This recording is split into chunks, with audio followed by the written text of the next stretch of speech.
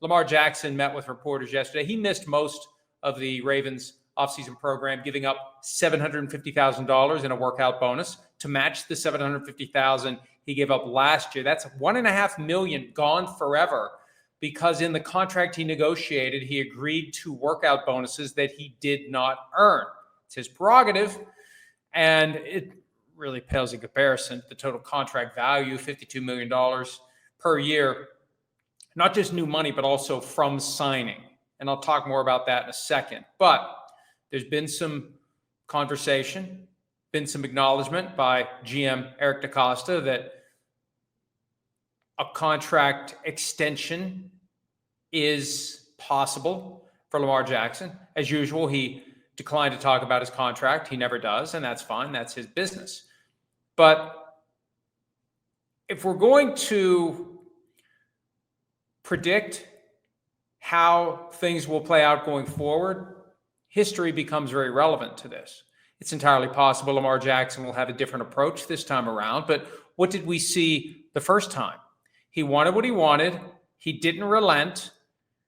It went through the full 5 years of his rookie contract before he was franchise tagged. And then at a time when the Ravens may have been thinking they were going to have to trade him, they finally got a deal done.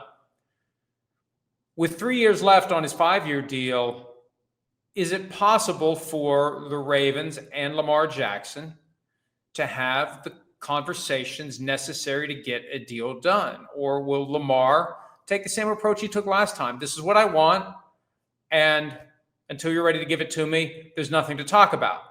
And it really doesn't become something that is at full boil until the current contract expires. So that's what makes this different from the normal contract extension for a highly paid player. Agents will mobilize when the time comes. The team has to mobilize too. In this case, if Lamar Jackson just decides, I want what I want, and I've got no reason to do anything until you're ready to give it to me, we could be dealing with this for the next 3 years. We'll see how that plays out. But remember this, and this is what I mentioned earlier. The contract he signed has a new money value and a total value at signing of $52.5 million because he wasn't under contract when he did his current deal. When you go apples to apples, he's really number 3 right now, behind Josh Allen at $55 million a year and Dak Prescott at $53 million a year. So he's not far off from being the highest paid if we set aside the new money BS fiction. Now, the new money BS fiction will become relevant if he does a deal with time left on his current contract, and he could be the highest paid quarterback from a new money average standpoint, yada, yada.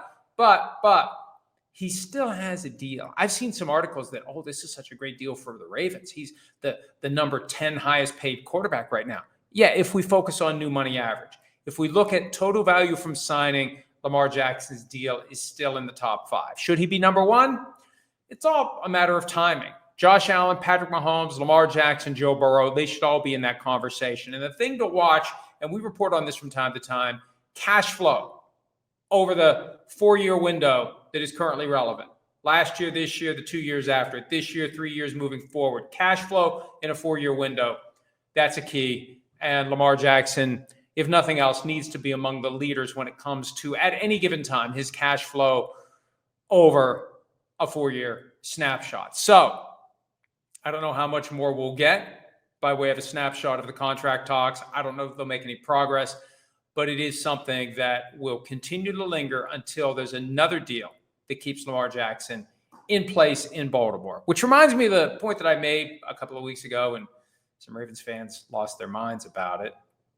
At some point, the Ravens will begin looking for a replacement. That's the way football goes. And they did it with Joe Flacco. At some point, whether it's 3 years, 5 years, 7 years, 10 years from now, they will be looking for a replacement for Lamar Jackson. That becomes a factor in these contract talks at some point.